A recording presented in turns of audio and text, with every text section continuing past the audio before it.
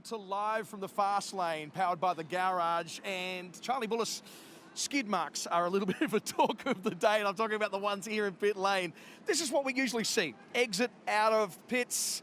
There's those marks there from the rear wheels. However, Charlie, we did see a little bit of a different looking lot of skid marks in the Middies electrical pit. Yeah, look, they're not pretty, are they? I'm not sure skid marks and pretty can go in the same sentence, Benny Bishop. But look, Bryce Forward, even though he did finish in the top 10 like three other BJR cars, or two other BJR cars, he overshot and in quite spectacular fashion. Yeah, it was. It was a little bit of a scary moment, actually. And it's, I guess we talk about practice session number 2, Shane van Gisbergen, quickest in session number 1, Andre Heimgartner, quickest in session 2. But we always use the term practice, like, you're practicing your violin, it's just, looking for mistakes, getting better at what you do.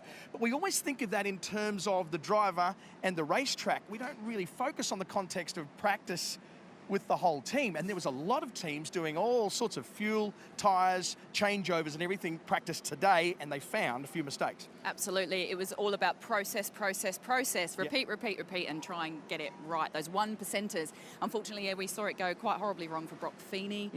He hit Mark Dutton, who's his dead man, so that debrief might be quite interesting this afternoon. Well, in the pit world, they tend to, that's worth a carton for them, so it'll be interesting to see what comes out of it. But hey, the whole point, I guess, is, like we said, it's practice, so therefore, thank God that those mistakes happened today and not in qualifying and in the racing tomorrow. 250k race tomorrow, 250k race on Sunday as well.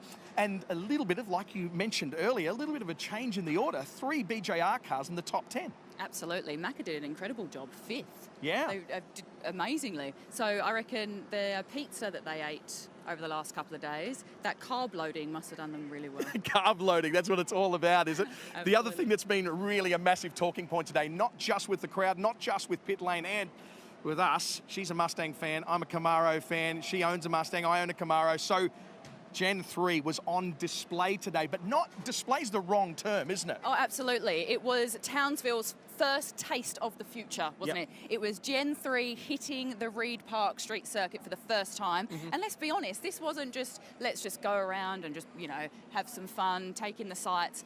Craig Lowndes was going pretty hard. Yeah, he was pushing really hard, actually. Well, it's only right that I get to talk to the guy who drove the Camaro and you can talk to the guy who drove the Mustang. Let's catch up with Craig Lowndes and get his thoughts on it. Mate, Camaro, last time you went out and had things have changed with it since the last time you were in that car. It has a lot, and I think that the changes of now, what we've got right now, are much better, much nicer.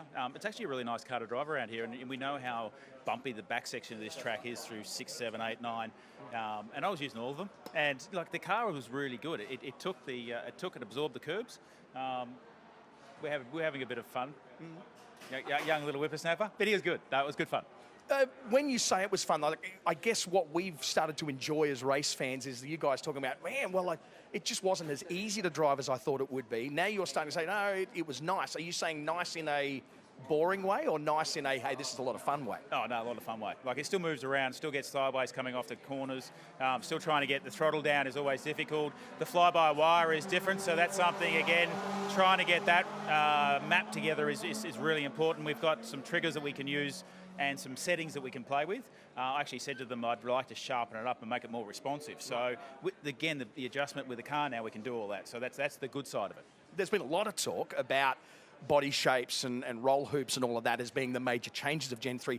The story behind the engines getting back to far more what you'd get on a road car hasn't really been pushed that hard, but that is the reality. Oh, absolutely. You can see it right there. I think that the interesting thing when we did a lot of engine development last year was getting the throttle body to map with the throttle pedal because it's a fly-by-wire, but then of course you've only still got now the single butterfly at the front instead of having the 8 trumpets like we currently have. So again, mapping all that and getting it all sorted, and then of course getting the airflow into it and using all that, both of them, both the Coyote engine and the Chev engine.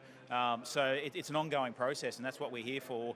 They literally said to both of us, go out there and smash it over curbs, see what breaks. If it breaks, touch wood, it didn't, because we want to stress it to its limits. We want to find where the limits are. Yeah, you only know your limits once you've crossed them. So, Charlie, it's nice to know that this is cars that really is getting a lot more like what you can buy off the showroom floor.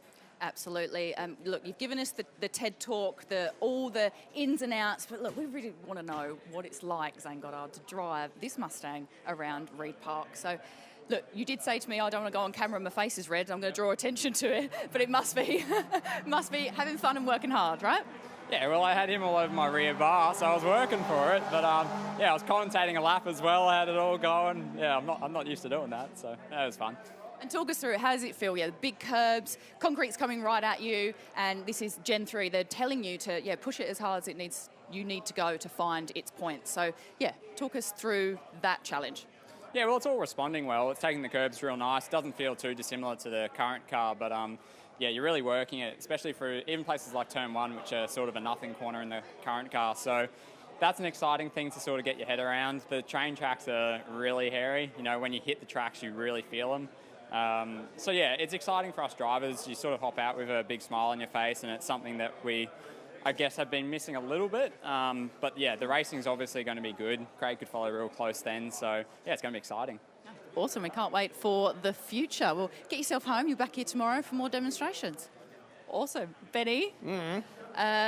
It's just better, mate. It is, absolutely. And the point I was making earlier, of course, is that when we know that the drivers are enjoying themselves, as fans, we get to enjoy ourselves a whole lot more knowing that they're just in there having a ball as well. So there you go, another practice session or a demonstration from Gen 3 that has really, really got everybody talking. It just has got this groundswell of support, a lot of excitement around where this category is going. So as far as you at home, when do they get to watch this all tomorrow? Oh, it all kicks off back again tomorrow. So you can watch all of the action, catch it on Fox 506 and sorry, one moment, I'm going to say that completely wrong. Catch it on Fox Sports 506 from 7:50 a.m. and then you can also see it on Channel 7 from midday. Supercars are on track at 9:50 and then the big race, the opener, 250 Ks around this brutal circuit kicks off at 2:45. And I'll tell you what, even if you're close to an airport somewhere, the weather is so good up here. If you can just snag a quick ticket and fly up to Townsville, highly recommended if you just need that little seat change and a little bit of a winter break. Absolutely love to have you up here. So we will see you tomorrow. Make sure you join us as we return to Townsville for the NTI Townsville 500. We'll see you then.